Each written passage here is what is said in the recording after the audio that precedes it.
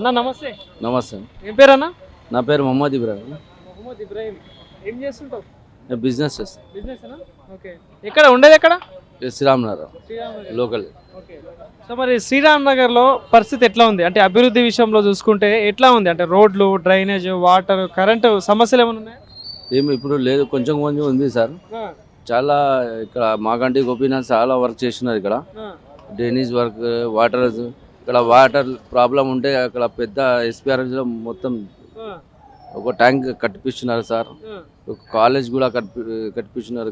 Function hall ground లేకుంటే ఇక్కడ రహమత్నాథ్ డిజైన్ల గ్రౌండ్ కట్టిపెట్టినారు. మాగంటి గోపీనాథ్ సార్. ఏదైనా వర్క్ చేయాలంటే ఇక్కడ గోపీనాథ్ సారే చేస్తారు పని. అందుకోసం థర్డ్ టైం విన్ అయినా ఆయన హ్యాట్రిక్.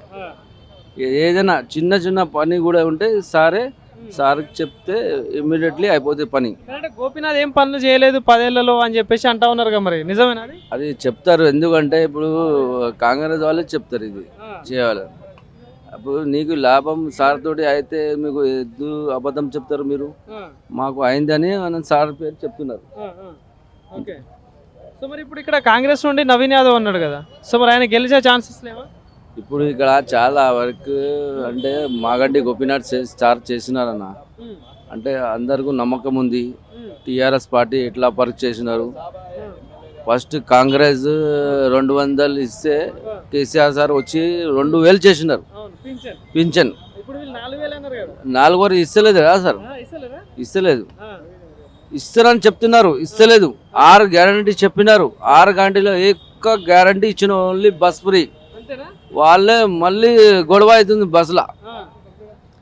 4000 పింఛన్ ఓల్డ్ మెన్కి ఇస్తారని చెప్పినారు. ఒక 22,500 స్కూటీ అని చెప్పినారు. స్కూటీ కూడా ఇస్తలేదు. స్కాలర్షిప్ లేదు.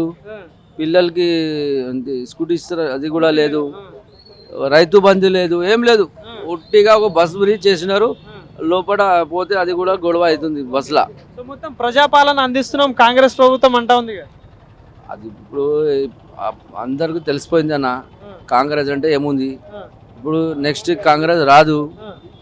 100%, 200% కేసీఆర్ సారే వస్తారు. ఇక్కడ సునీతమ్మ పరిస్థితి ఎట్లుంటుంది మరి? సునీత మేడం కూడా ఇప్పుడు 101% సునీత మేడమే వస్తారు ఇక్కడ.